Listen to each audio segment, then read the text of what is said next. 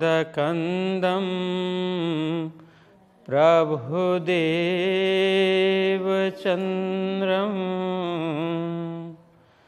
व्रजेशरूपेण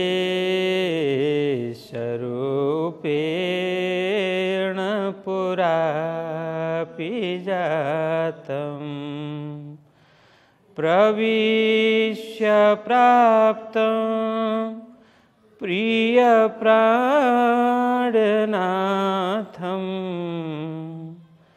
परेशपूर्णं सततं नमामि। ब्रह्मप्रियाजा गरणाय जात सर्वस्वपाता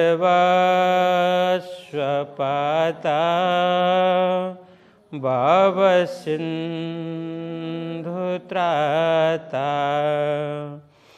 विज्ञानदाता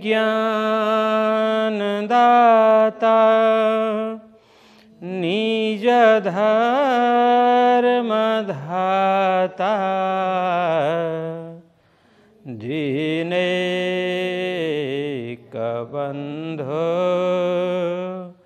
शरणं प्रपद्ये दीनैकबन्धो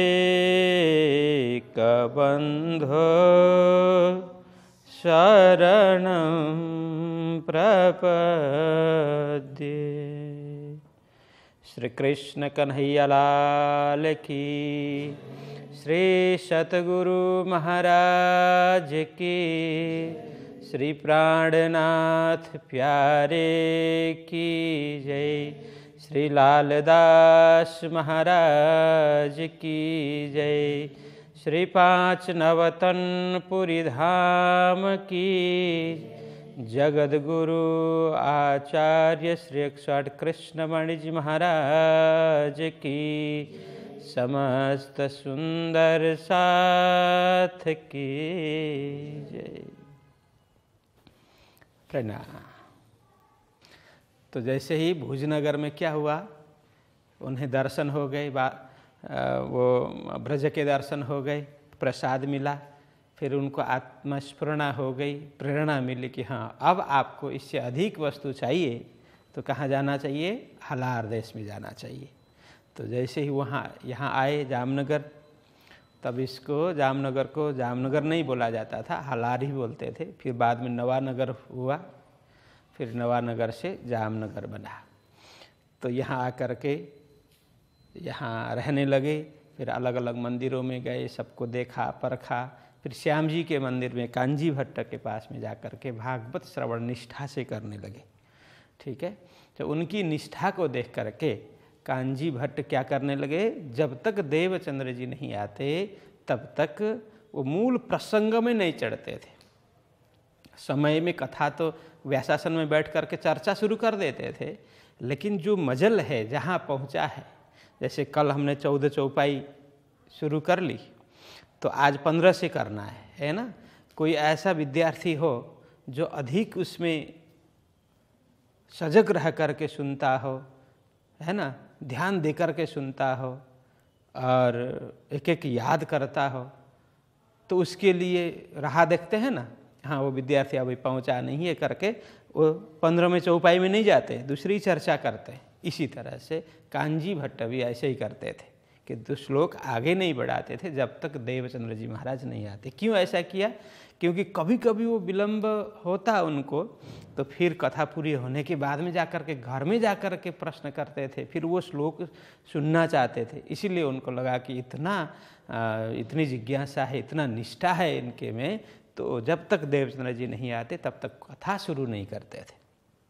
तो ये देख करके कांजी भट्ट का ऐसा व्यवहार देख करके सेठ साहूकार चौधरी जन मुखिया जन अब ईर्ष्या करने लगे और कांजी भट्ट को बोलने लगे कि आपको कुछ रोजगार मिलता है क्या, उनसे कुछ छुप छुप करके कुछ देते हैं क्या आपको, इसलिए उनकी राह देखते रहते हैं, उनकी प्रतीक्षा करते हैं। जब तक वो नहीं आते तब तक आप मेन मूल कथा नहीं करते, दूसरी चर्चा करते हैं। जैसे ही देवचंद्र जी आते हैं तो फिर कथा को आगे बढ़ाते हैं। मतलब कुछ आपको मिल रहा है क्या उनसे? तो फिर उनको बड़ा फटकार करके कांजी भट्ट ने बोला कि मैं किसी आस अपेक्षा किसी के लिए नहीं करता हूँ, मैं तो परमात्मा की सेवा करता हूँ, उनको कथा सुनाता हूँ। लेकिन उनको कथा सुनाते हुए जो श्रोता आते हैं, बैठते हैं, तो वो भी लाभ लेते हैं। उसमें सबसे ज़्यादा लाभ कौन ले रहा है? देवचंद्र जी ले रहे हैं। बड़ी निष्ठा से कथा सुनते हैं। लेकिन न मुझे आप लोगों से आस अपेक्षा है, न देवचंद्र जी से अपेक्षा है। किसी की अपेक्षा मैं नहीं करता।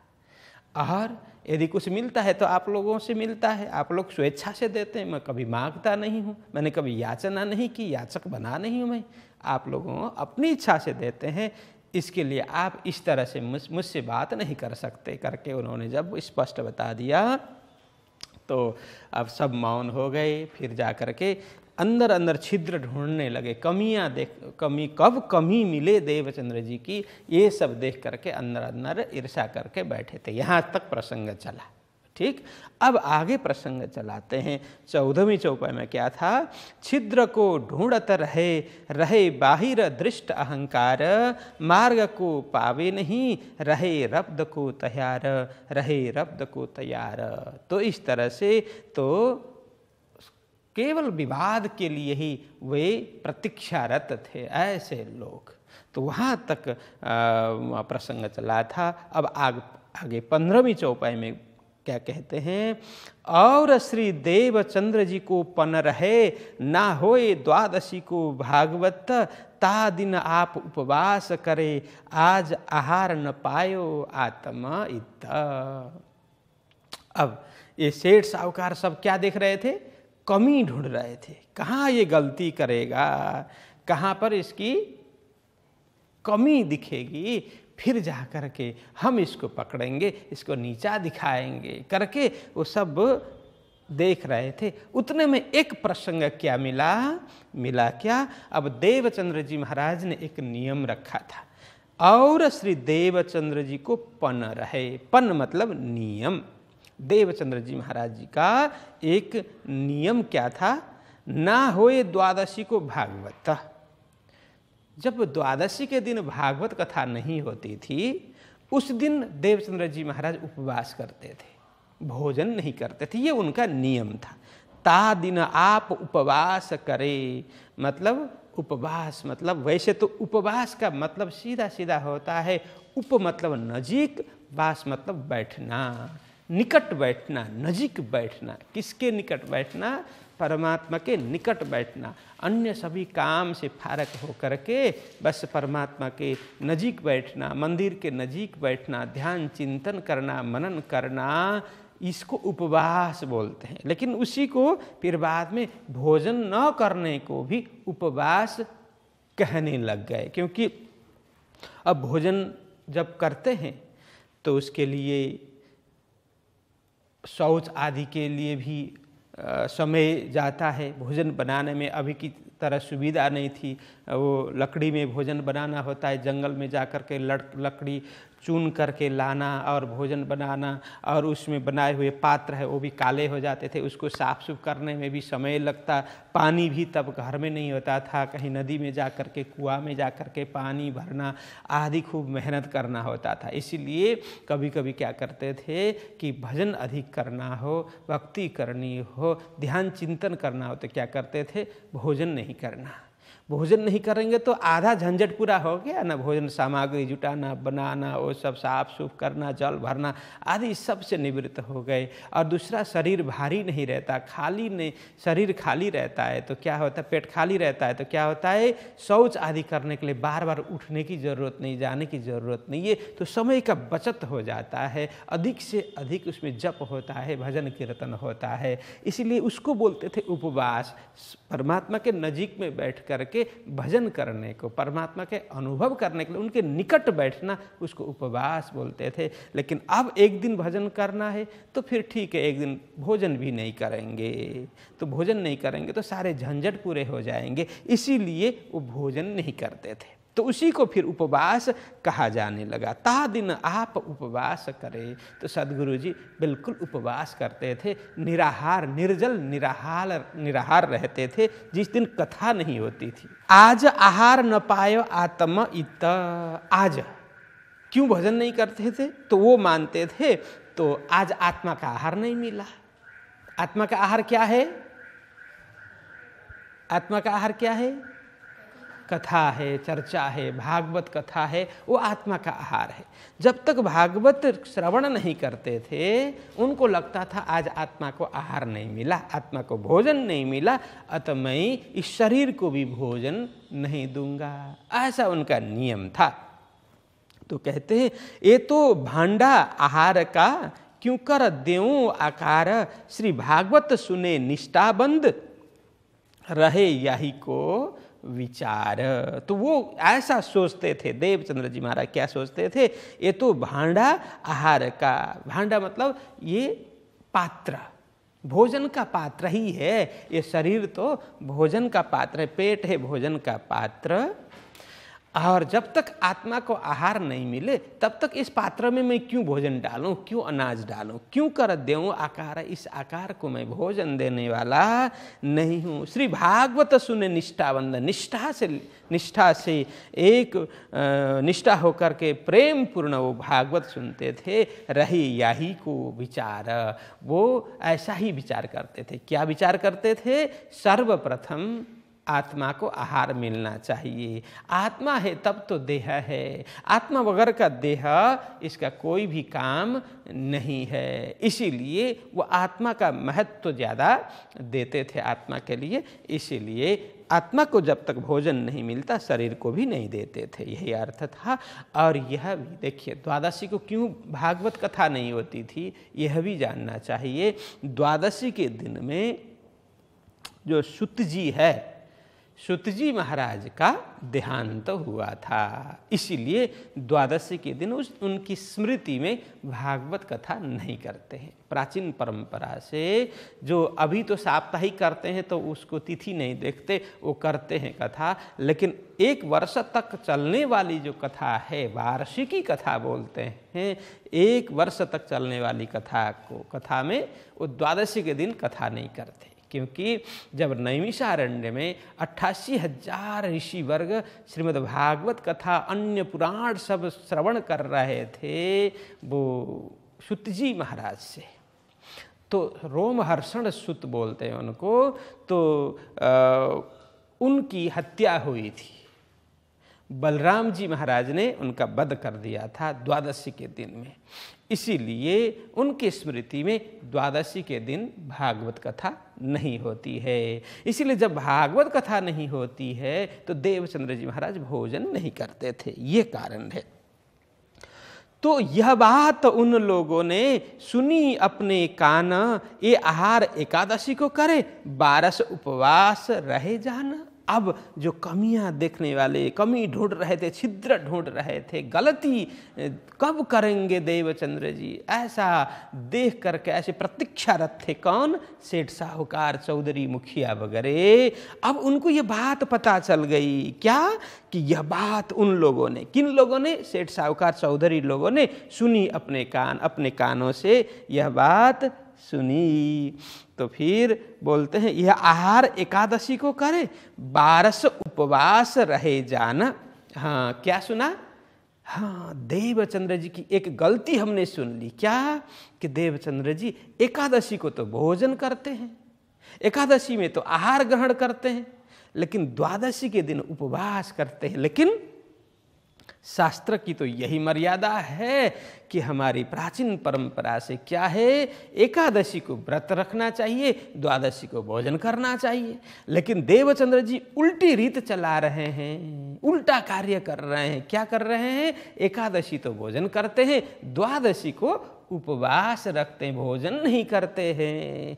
अब उनको पकड़ सकते हैं, यह गलती लेकर के कांजी भाई को बोल सकते हैं, ऐसा उन्होंने सोचा। कि यह निंदा ले के करने लगे विचार, अब दाव हमारा आइया एक ऐसा धर्म व्यवहार। अब ये अंदर अंदर निंदा करने लग गए। देखो बड़े ज्ञानी होता है, अब ऐसे ही होता है ना, बड़े ज्ञानी बनता है, बड़ा इतना ये हो गया, लेकिन देखो ये साधारण नियम रीत रिवाज भी उसे पता नहीं है, करके बोलने लगे, अंदर अंदर निंदा करने लग गए देवचंद्र जी महाराज की। बोलने लगे, यह निंदा ले के करने लगे विचार। क्या विचार करने लगे? अब हमें जाना चाहिए किनके पास? कांजी भट्ट के पास, क्योंकि वो हमेशा उनकी तरफदारी करते हैं ना, उनके ही पक्षधर है, पक्ष लेते हैं। तो अब जा कर के इस प्रसंग को हम उठाएंगे। अब दाव हमारा आइया, दाव मतलब अवसर, अब अवसर हमें मिला, अब मौका हमें मिल गया। क्या करने के लिए? बस उनको नीचा दिखाने के लिए।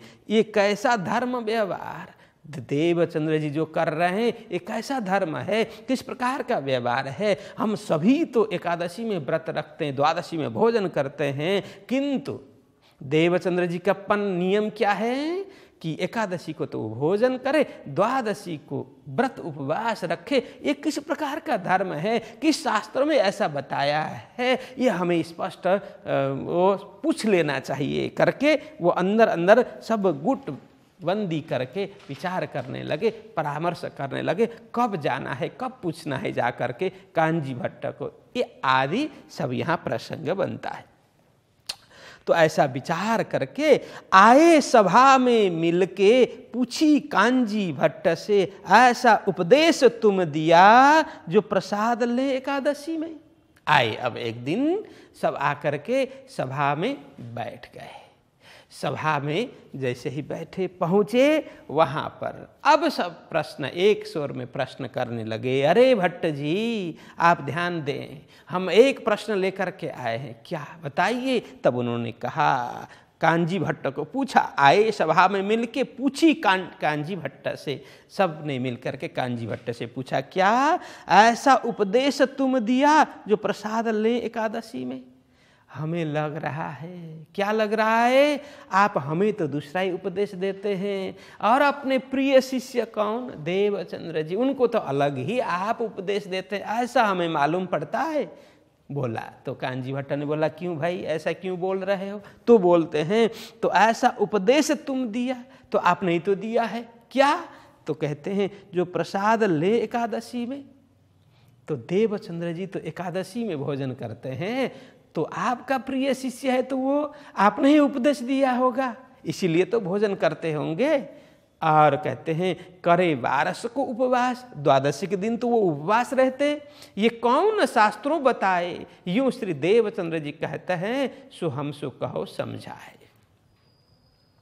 तो कहते हैं देवचंद्र जी क्या करते हैं, एकादशी को भोजन करते हैं, और यहाँ 12 मतलब द्वादशी, द्वादशी के दिन उपवास करते हैं। ये कौन शास्त्रों बताए, किस शास्त्र में लिखा है महाराज, हमें तो बताइए। कौन पूछ रहा है, सेठ साहूकार चौधरी वगैरह पूछ रहे हैं। किनको?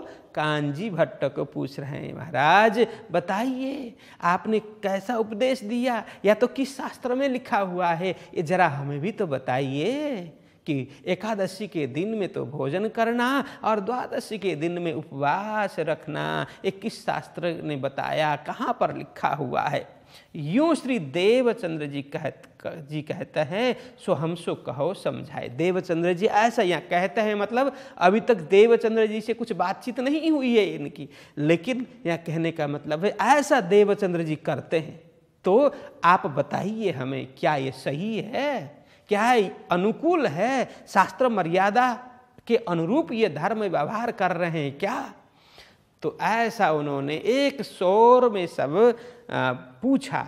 तब जाकर के बोलते हैं, तब कांजी भट्ट ने इन भात दिया उत्तर, जो वे करे सो समझ के फेर पूछ के देऊं खबर। जब सब ने पूछा तो कांजी भट्ट ने क्या कहा, कांजी भट्ट कहते हैं देखो इन भात दिया उत्तर, इस प्रकार से उत्तर दिया उन लोगों को। किस प्रकार से? जो वे करे सो समझ के। देखो ऐसा तो जो आप लोगों ने कहा, ऐसा सीधा सीधा तो न मैंने उनको उपदेश दिया है, न किसी शास्त्र में लिखा हुआ है। लेकिन देवचंद्र जी जो कर रहे हैं, जो करते हैं, मुझे ये विश्वास है कि वो समझ करके करते हैं, बिना समझे बिना जाने वो ऐसा व्यवहार नहीं करते। तो उन्होंने कहा जो वो करे, जो देवचंद्र जी जो करते हैं ना, वो समझ के करते हैं, समझ करके, जान करके, एकदम गहराई में जा करके करते हैं। ऐसे ही ऊपरा ऊपरी उनके मन में आया ऐसा किया, ऐसा नहीं। वो शास्त्र सम्मत होगा, तर्क संगत होगा, वो शास्त्र मर्यादा के बाहर विपरीत कभी कार्य करने वाले नहीं है, ये मुझे पूर्ण विश्वास है। तो कांजी भट्ट ने ऐसा जवाब दिया। फिर भी वो कहते हैं मुझे पूर्ण विश्वास है, वो जो करते हैं समझ करके करते हैं, जान करके करते हैं, उनको उनका अध्ययन गहरा अध्ययन है। फिर भी ऐसा कुछ हो तो देवचंद्र जी से ही मैं पूछ करके आप लोगों को बताऊंगा वो ऐसा क्यों करते हैं, एकादशी में क्यों भोजन करते हैं, द्वादशी में क्यों भोजन नहीं करते, उपवास रखते हैं। ये उनसे ही पूछ करके मैं आप लोगों को जवाब दे दूंगा, ऐसा उन्होंने कहा। तो आगे कहते हैं, यूं कहते श्री देवचंद्र जी आए विराजे सभा में, कांजी भट्टे पूछिया यूं श्री देवचंद्र जी से। ये सब बातचीत वार्तालाप चल रही थी। तो इस प्रकार से जब वार्तालाप वहाँ चल रही थी, उसी समय देवचंद्र जी महाराज सभा में पहुँच जाते हैं, मंदिर में पहुँच जाते हैं। कहते हैं यूं कहते श्री देवचंद्र जी आए विराजे सभा में, वहाँ पहुँचे, बैठ गए। और बैठने के बाद कांजी भट्टे पूछिया, कांजी भट्ट ने पूछा यूं श्री देवचंद्र जी से। जो प्रसंग चल रहा था उसी के विषय में देवचंद्र जी महाराज से कांजी भाई पूछते, कांजी भट्ट पूछते हैं क्या? करत 12 को उपवास, एकादशी को करत आहार, मैं तो यह मानी नहीं श्री देवचंद्र जी करनहार। कांजी भट्ट ने क्या कहा? अरे देवचंद्र जी, ये सभी बातें कर रहे हैं। क्या बात कर रहे हैं? कि आप एकादशी में तो भोजन करते हैं, द्वादशी में उपवास रखते हैं, ऐसा इन लोगों का कहना है। लेकिन मुझे भरोसा नहीं हो रहा है, इन लोगों के बात ऊपर भरोसा नहीं हो रहा है। यहाँ बोलते हैं कि करत 12 को उपवास, आप द्वादशी को उपवास रखते हैं, एकादशी को करत आहार, एकादशी में आहार करते हैं। मैं तो ये मानी नहीं, मैंने तो यह नहीं माना, मुझे विश्वास नहीं हुआ इन लोगों के बात के ऊपर कि श्री देवचंद्र जी कर्णहार, कर्णहार मतलब करने वाले, ऐसा करने वालों में से देवचंद्र जी नहीं है। फिर भी आपने जो कुछ किया होगा जानबूझ करके, समझ करके किया होगा, तो क्या है आप इस सभा में बता दीजिए। इस तरह से कांजी भट्ट ने देवचंद्र जी महाराज को कहा। तो देवचंद्र जी महाराज आगे क्या बोलते हैं? तब श्री देवचंद्र जी उत्तर दिया, यही भांत हम करत, तब सबों ने कहा अर्थ कहो, हम समझत नहीं इतना। हाँ, अब कांजी भट्ट की आज्ञा पा करके देवचंद्र जी महाराज ने कहा, क्या कहा? तब श्री देवचंद्र जी उत्तर दिया। जो प्रश्न आए थे उसका उत्तर देवचंद्र जी महाराज ने दिया। क्या? यही बात हम करते हैं गुरुदेव, आपने जो बात सुनी है वो सत्य बात सुनी है, यथार्थ सुनी है। हाँ, मैं इसी प्रकार से करता हूँ। यही बात मतलब इसी प्रकार से, उसी अनुरूप जो सुनी आपने उसी प्रकार से, मतलब मैं एकादशी को तो भोजन करता हूँ और द्वादशी को मैं अवश्य उपवास रखता हूँ, इसमें कोई गलत बात नहीं है, मैं ऐसा ही करता हूँ। जब देवचंद्र जी महाराज ने ये कहा ना, हाँ ठीक है मैं एकादशी में भोजन करता हूँ और द्वादशी को उपवास रखता हूँ, ऐसा कहा तो कहते ही सब एक शोर में बोलने लगे। क्या बोलने लगे? तब सबों ने कहा अर्थ कहो, अर्थ कहो, अर्थ बताओ, इसका तात्पर्य बताओ। मैं ऐसा करता हूँ कहने से कहाँ होता है? ये शास्त्र सम्मत है क्या? तर्क संगत है क्या? शास्त्र अनुकूल है क्या? ये बताओ ना, इसका अर्थ क्या? कि आप क्यों एकादशी में भोजन करते हैं और द्वादशी में भोजन क्यों नहीं करते, उपवास क्यों करते, इसका अर्थ बताइए, हमें इसका तात्पर्य बताइए। ऐसा सबने एक स्वर में कहा। हम समझत नहीं इत, आप ऐसा क्यों कर रहे हैं, हम यह नहीं समझ रहे हैं, इसका क्या तात्पर्य है, हमें समझ नहीं आ रही है ये बात। तो उन लोगों ने कहा, तो यहाँ कहते हैं, पर इतना हम समझते हैं जो श्री भागवत दरखत, ताकि एक डारी को कोई बिरला पहुंचत। देखो ये टिक करना, इसको याद करना। हाँ, ये जो उपाय, जब उन्होंने कहा कि अर्थ कहो, आपके कहने से नहीं होता, इसका तात्पर्य क्या है, पूछा पहले, कहा, फिर ये लोग स्वयं क्या बोलते हैं, ये बोलते हैं परंतु हम इतना जानते हैं, पर इतना हम जानते हैं जो श्री भागवत दरखत। ये भागवत एक विशाल वट वृक्ष है। ये स्वयं क्या बोल रहे हैं, ये सेठ साहूकार सभी क्या बोल रहे हैं, चौधरी वगैरह, कि आप जो कर रहे हैं वो हम समझ नहीं रहे हैं, आप जो करते हैं वो बात, वो कार्य हमें समझ नहीं आ रहा है, लेकिन हमें इतना विश्वास है, हम इतना तो जानते हैं कि ये भागवत है एक विशाल वट वृक्ष है, बड़ा पेड़ है, वृक्ष। तो अब ये भागवत रूपी वृक्ष की, भागवत रूपी वृक्ष में 12 स्कंद है, 12 स्कंद। स्कंद को यहां बोला ताकि एक डारी को, 12 स्कंद, उसको डाली बोले। पेड़ में डालियां होती है ना, पहले तो शाखा, पेड़ बड़ा पेड़ होता है, उसमें शाखाएं होती है, मतलब भागवत रूपी एक विशाल वृक्ष है, उसके 12 शाखा है। 12 शाखा मतलब क्या है, डाली।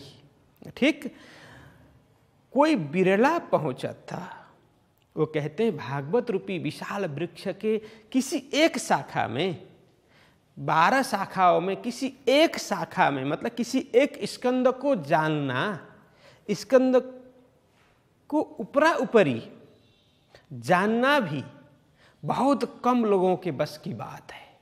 बहुत कम लोग, विरल ही लोग उसको जान पाते हैं। ये भागवत के 12 स्कंद में से एक स्कंद में क्या कुछ है, उसका क्या रहस्य है, क्या तात्पर्य है, उसके अंदर क्या कुछ लीलाएं हैं, उस लीला का तात्पर्य क्या है, वो सब कोई एकाध व्यक्ति जान सकता है।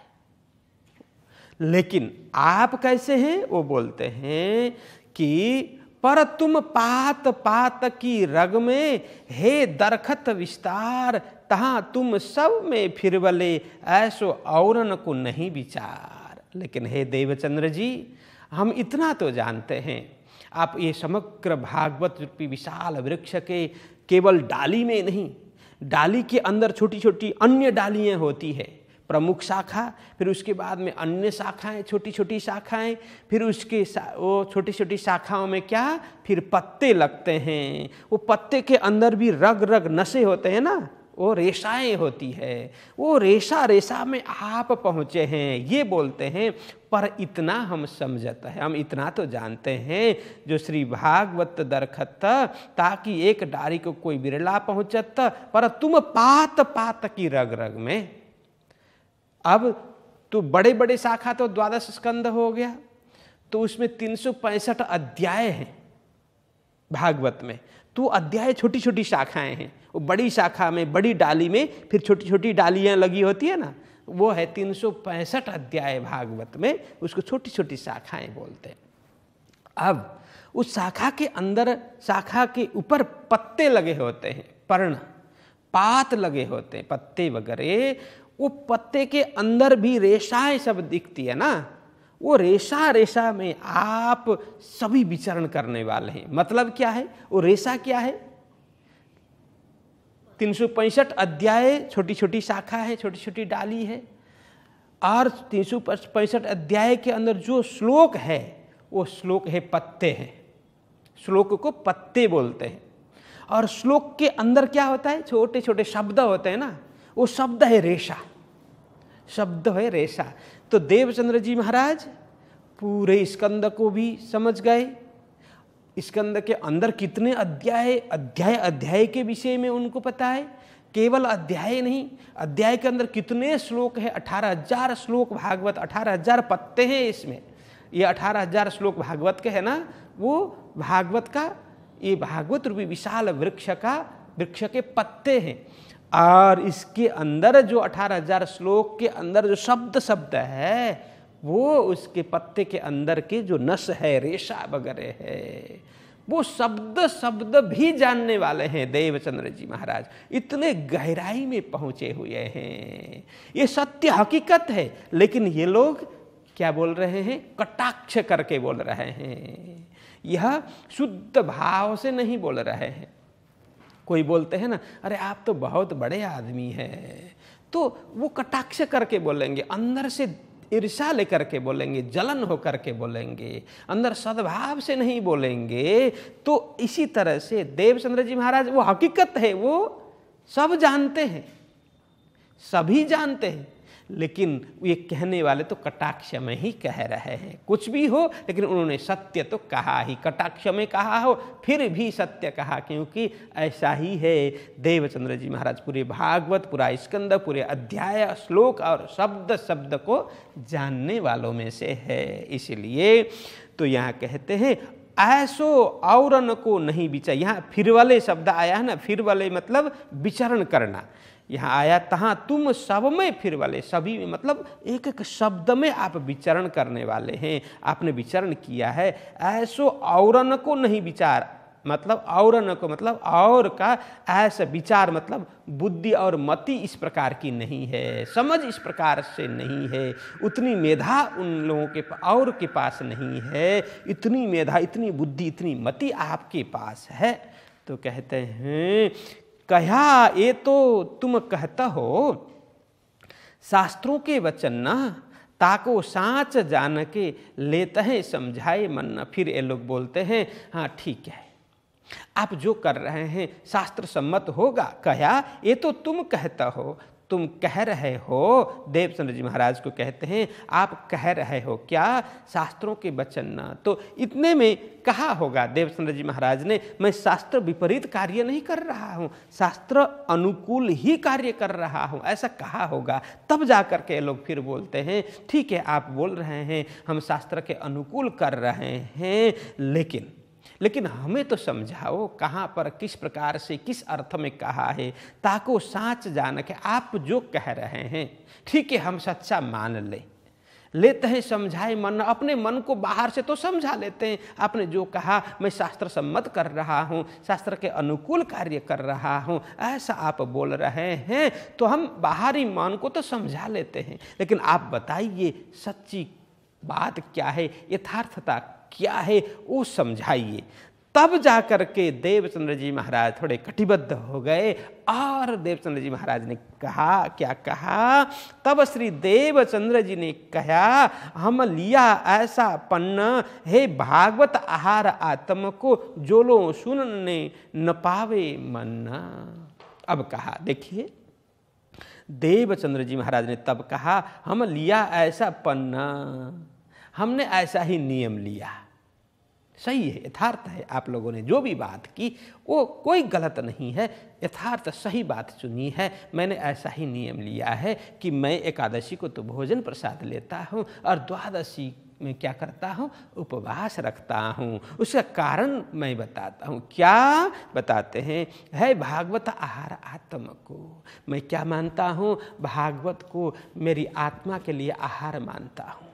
जब भागवत कथा सुनता हूँ, उसमें जो परब्रह्म परमात्मा की रसमयी कथा है उसमें मैं डूब जाता हूँ। परमात्मा श्री कृष्ण की लीला को मैं श्रवण करता हूँ, तो वो मेरे कानों के द्वारा वो शब्द वो लीला अंदर जाती है, समा जाती है, हृदय में जा कर के वो शब्द समा जाते हैं, वो लीला बस जाती है, छप जाती है, तो मुझे संतुष्टि मिलती है। मैं मानता हूँ मेरी आत्मा के लिए वो आहार हो गया। मुझे बड़ा आनंद आता है जब मैं भागवत कथा सुनता हूँ, जब श्री कृष्ण लीला सुनता हूँ, श्रवण करता हूँ, मनन करता हूँ, बड़ा आनंद आता है। इसलिए मैं एकादशी के दिन कथा होती है, एकादशी के दिन कथा होती है तो मैं एकादशी को आत्मा के लिए आहार मानता हूँ और मेरा नियम है जब तक कथा नहीं सुनूं तब तक मैं इस शरीर को आहार न दूं। तो द्वादशी को इसलिए मैं उपवास रखता हूँ क्योंकि द्वादशी में आप लोग भागवत नहीं करवाते। यहाँ आप शब्द है तो बाद में आएगा, है भागवत आहार आत्मा को जो लो सुनने न पावे मन। जब तक मैं मेरे मन में जो माधव बैठे हैं भागवत रूप वो मैं सुन नहीं सकता, श्रवण नहीं कर सकता जिस दिन द्वादशी के दिन, तो जो लो सुनने न पावे मन, तब तक मैं इस शरीर को आहार देने वाला नहीं हूँ। यहाँ कहते हैं भागवत आहार आत्मा को, आत्मा का आहार जो भागवत है, जो लो सुनने न पावे मन, जब तक मेरा मन संतुष्ट नहीं होता, जब तक जिस दिन मैं भागवत श्रवण नहीं कर सकता, सो भागवत द्वादशी को तुम नहीं बाचत।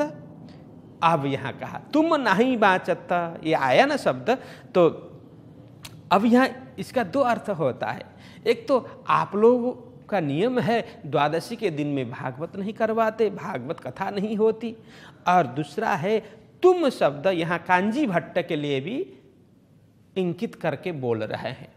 देखिए कोर्ट में अथवा तो पार्लियामेंट में जब भी कुछ संवाद होता है, कुछ प्रसंग चलता है, वहाँ पक्ष विपक्ष होते हैं, है ना, तो उसमें कभी कभी इतना विवाद वहाँ उग्र होता है, उसमें आपस में देख करके नहीं बोल सकते, कभी भी वो पक्ष विपक्ष आपस में आंख जुदा करके नहीं बोल सकते। उसमें क्या होता है, एक चेयरमैन होता है ना, उसमें सभा का अध्यक्ष जो होता है, बस सभी उसी की ओर देख करके, बोलना दूसरे के लिए होता है लेकिन देखना वो अध्यक्ष की ओर देख करके, अध्यक्ष महोदय करके बोलते हैं लेकिन सुनाते हैं दूसरे को आपस में आंख जुदा नहीं सकते। आंख देख करके जब बोलने लगे तुरंत अध्यक्ष बोल देते हैं इधर देख करके बोलो, सामने नहीं। तो ऐसा होता है। तो यहाँ भी इसी प्रकार से तो वार्तालाप चल रही है। तो हो सकता है देवचंद्र जी महाराज उन श्रोताओं के साथ में आंख नहीं मिला रहे और अपने अध्यक्ष स्थान में कौन है, कांजी भट्ट है, इसलिए उनको ही संकेत करके उनको संबोधन करके बोल रहे हो इस तरह से। सो भागवत द्वादशी को तुम नहीं बाचत, आप द्वादशी के दिन में भागवत कथा नहीं करते, इसीलिए जब भागवत कथा नहीं करते तो मेरे लिए आत्मा का आहार से मैं वंचित हो गया, उस दिन मुझे आत्मा का आहार नहीं मिला, ऐसा मुझे मेरा मानना है। और मैं तब आकार को आहार ना देवत, आप भागवत कथा मुझे नहीं सुनाते द्वादशी के दिन, इसीलिए मैं मेरे इस आकार को भी, इस शरीर को भी आहार नहीं देता हूँ। और एकादशी के दिन आप भागवत कथा करते हैं तो मुझे भी आनंद आता है। हाँ ठीक है, आत्मा को आहार मिल गया तो इस शरीर को भी आहार दे देना चाहिए, ऐसा मान करके मैं शरीर को भी आहार दे देता हूँ। और आगे बोलते हैं कि और ये तो मेरा व्यक्तिगत राय है, लेकिन शास्त्रों का क्या कहना है ये भी आप लोग सुनिए करके अब बता देते हैं। और कहते हैं और एकादशी को लेत प्रसाद ताको भेद इतना जानत, कोट एकादशी एक सीत के तुल्य ना आवत। तो यहाँ कह रहे हैं और एकादशी को लेत प्रसाद, मैं एकादशी को प्रसाद इसीलिए लेता हूँ, मैं एकादशी को भोजन इसीलिए करता हूँ, किस लिए कि ताको भेद इतना जानत। तो भेद मतलब रहस्य, जानत मतलब समझते हैं, हम समझते हैं, इतना समझते हैं, आप लोग भी समझ लीजिए।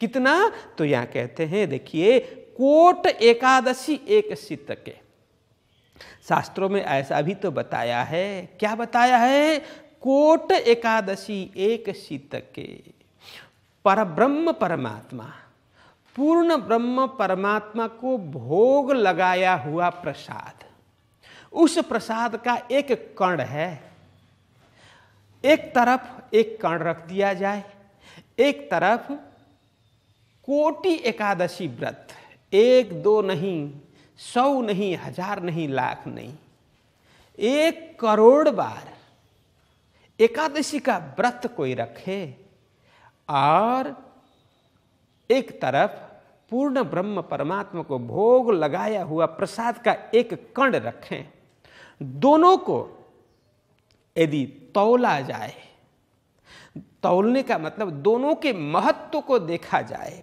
परखा जाए, तो महत्व किसका ज्यादा होगा?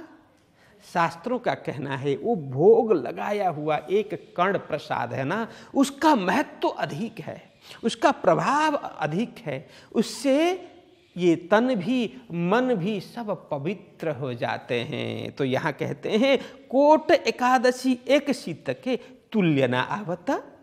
तो कोटि एकादशी करने वाला एक तरफ और प्रसाद खाने वाला एक तरफ हो तो दोनों की तुलना नहीं हो सकती। वो एकादशी का व्रत उससे हल्का पड़ जाता है और वो प्रसाद पाने वाला का महत्व बढ़ जाता है। यह कहने का मतलब, तो इसका मतलब एकादशी का बिल्कुल महत्व है नहीं, ऐसी बात नहीं है। एकादशी का महत्व है, लेकिन एकादशी से भी ज्यादा महत्व परमात्मा को भोग लगाया हुआ प्रसाद का एक कण पाना, वो एक कण भी उससे अधिक महत्वपूर्ण है। इसीलिए तो ब्रह्मा जी भी कोटि यत्न करी, ब्रह्मा करी था के, कोटि यत्न ब्रह्मा करी था के, सो जूठन नहीं पाए।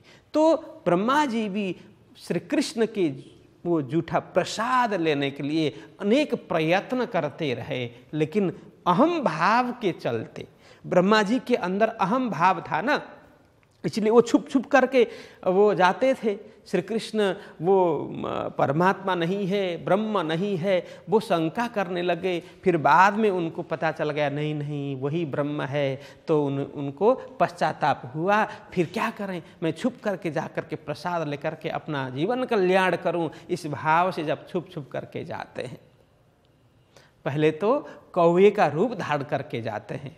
तो श्री कृष्ण जी सभी ग्वाल बाल को बोलते हैं कि एक कण भी जमीन में गिरने न पावे, इस तरह से सब भोजन कर लेना, एक कण भी नीचे नहीं गिरता। अंतिम में ब्रह्मा जी मछली होकर के यमुना जी में जाते हैं। क्यों? क्योंकि हाथ धोने के लिए, हस्त प्रक्षालन के लिए तो अवश्य में वह यमुना जी में जाएंगे ना, तो वहाँ कुछ कण मिले तो मैं ही वो ग्रहण कर लूँगा करके मछली होकर के गए ब्रह्मा जी। फिर भी उस दिन श्री कृष्ण जी ने सभी ग्वाल वालों को बोला आज हाथ भी नहीं धोएंगे, आज सब चाट करके पूरा करेंगे, हाथ धोएंगे नहीं। तो इस तरह से ब्रह्मा जी भी करोड़ों यत्न करते हुए हार गए, लेकिन वो प्रसाद नहीं मिला। इतना वो प्रसाद का महत्व है। इसीलिए देवचंद्र जी महाराज बोलते हैं ऐसा प्रसाद मैं जब भागवत श्रवण करता हूँ एकादशी के दिन में, और मैं घर में जा कर के क्या करता हूँ,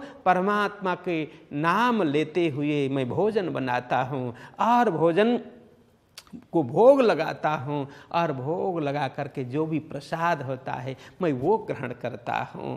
और एक तो भागवत रूपी आत्मा का आहार ग्रहण कर लिया, दूसरा परमात्मा को भोग लगा करके वो प्रसाद पा लिया, तो फिर तो मुझे भोजन करने में कोई आपत्ति ही नहीं है।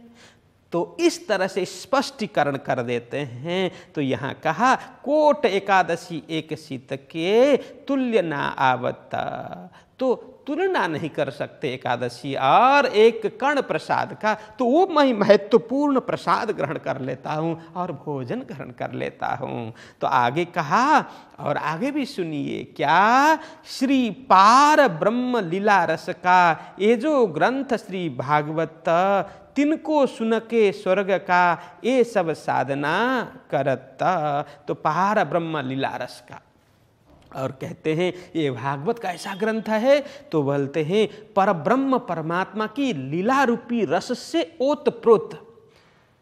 यह भागवत देखने में स्थूल है, देखने में स्थूल सा महसूस होता है, लेकिन इसके अंदर रस भरा पड़ा है। कैसा रस?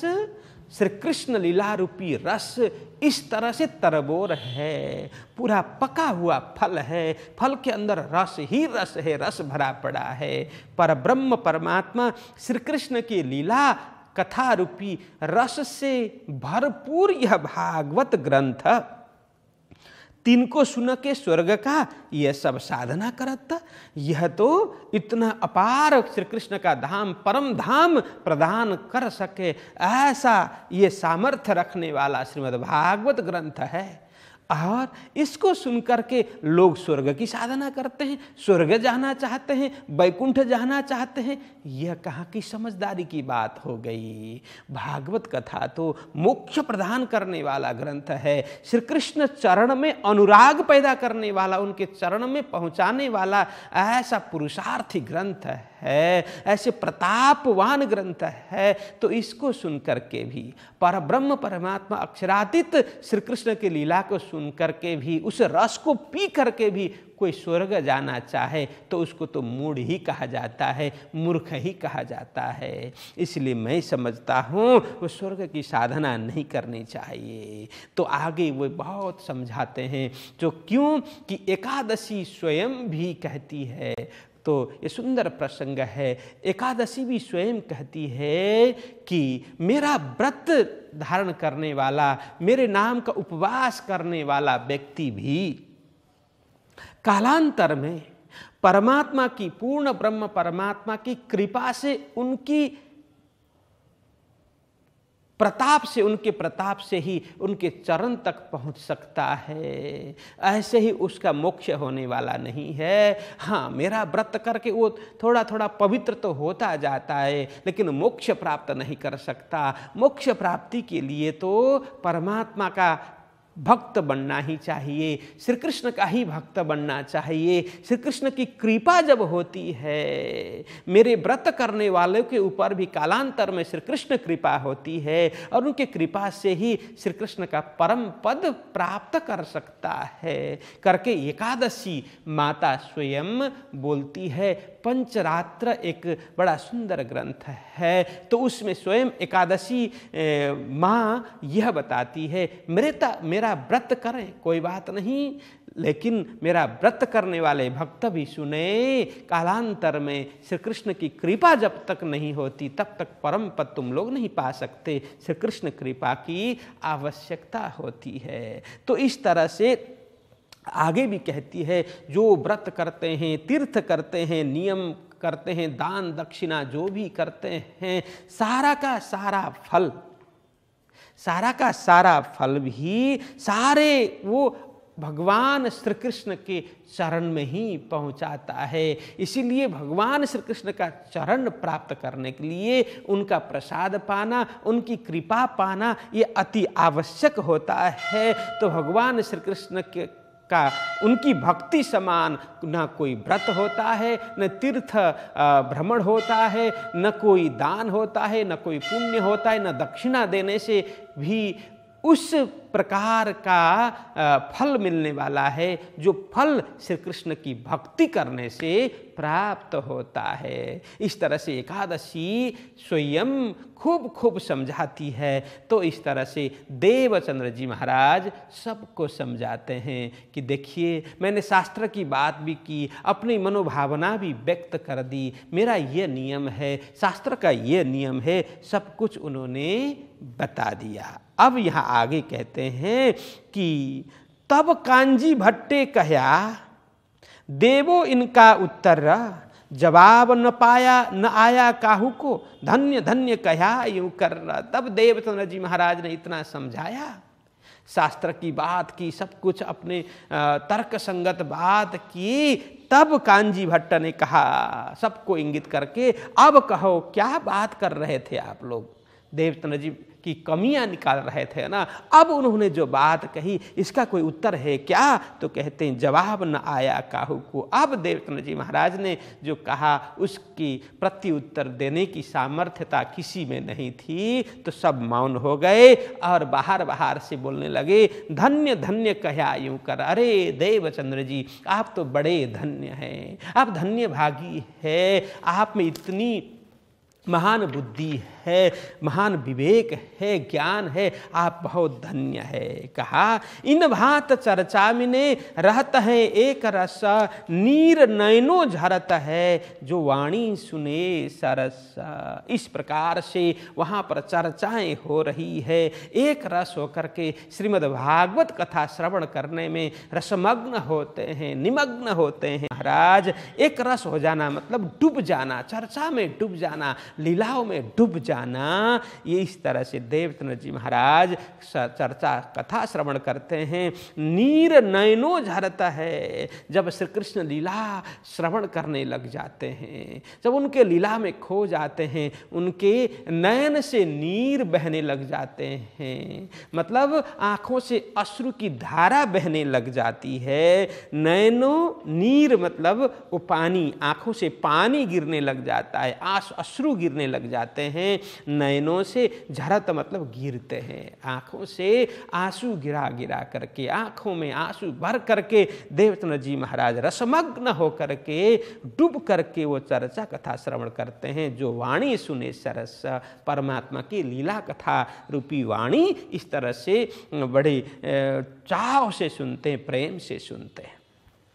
यूं 14 वर्ष निष्ठाबंध वचन ग्रहे सब सार, या उपरांत कृपा भई ताको कहों विचार। अब लालदास जी महाराज यहाँ प्रसंग जोड़ रहे हैं। हे सुंदर शाह जी, यूं इस तरह से 14 वर्ष निष्ठाबंध, 14 वर्ष पर्यंत जब देवचंद्र जी महाराज ने वचन ग्रहे सब सार, एक एक शब्द, एक एक श्लोक, एक एक प्रसंग, एक एक अध्याय, एक एक स्कंद उन्होंने विचरण किया, एक एक का रस निचोड़ लिया, एक एक का रहस्य जान लिया, सब शास्त्रों का सार समझ लिया। फिर क्या हुआ तो कहते हैं या उपरांत, उपरांत मतलब पश्चात, इसके पश्चात कृपा भई, श्री कृष्ण की कृपा भई। अब किन की कृपा हो गई? ताको कहो विचार, जिनकी कृपा हो गई, किस प्रकार से कृपा हुई, बीच में क्या क्या प्रसंग बना, उसके विषय में ताको कहो विचार। जो प्रसंग आने वाला, किस प्रकार से कृपा उतरी, किस प्रकार से देवचंद्र जी महाराज के प्रति कृपा अवतरित हो गई, तो उसके विषय में मैं विस्तार पूर्वक आप लोगों को बताऊंगा, वर्णन करूंगा। इस तरह से लालदास जी महाराज बोलते हैं। श्री महामती कहे ऐ साथ जी, ये नौतनपुरी की हकीकत और भी आगे की कहो, भई जो बीतक इत। श्री महामती कहे ए साथ जी, यहाँ लालदास जी महाराज के लिए महामती है। हे सुंदर साथ जी, लालदास जी इस प्रकार से कह रहे हैं। क्या कह रहे हैं? ये नौतनपुरी की हकीकत। सुंदर शाह जी, अभी तक जो प्रसंग मैं वर्णन कर रहा हूँ, ये कहाँ का प्रसंग है? नौतनपुरी का प्रसंग है। हकीकत मतलब ये कोई कपोल काल्पनिक कथा नहीं है, वास्तविक कथा, वास्तविक कहानी, वास्तविक जीवनी जो घटी हुई घटना है वही है नौतनपुरी में। और भी आगे की कहूँ, ये तो मैंने एक प्रसंग कहा और इसमें आगे भी कुछ प्रसंग जुड़ने वाले हैं, उसी को मैं आगे भी आप सभी के समक्ष बताऊंगा, कहूँगा। और भाई जो बीतक का इत, जो वृत्तांत हुआ, जो घटना घटी, जो बना, वो हकीकत वास्तविक जो घटना है, मैं एक एक आगे की घटना मैं बताऊंगा। तो इस तरह से कहते हैं भाई जो बीतक इत, जो यहाँ पर वृत्तांत बना, जो घटना घटी, जो वास्तविक घटना, मैं वो बताऊंगा। श्री देवचंद्र जी महाराज की घटना, उनकी जीवनी आगे किस प्रकार से होने वाली है, क्या क्या किस प्रकार से कृपा होगी, वो सारा प्रसंग मैं आगे बताऊंगा। इस तरह से बोलते हैं भाई जो बीतक का इत। बोलो कृष्ण कन्हैया लाल की। चलिए अब चौपाई दोहराएं। श्री महामती कै साथ जी,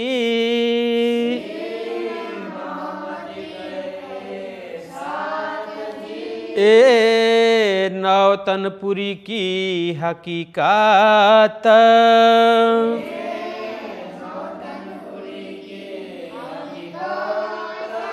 और भी आगे की कहूँ,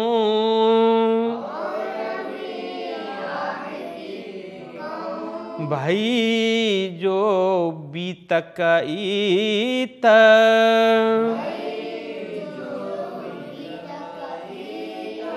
भाई जो बीतक ईत,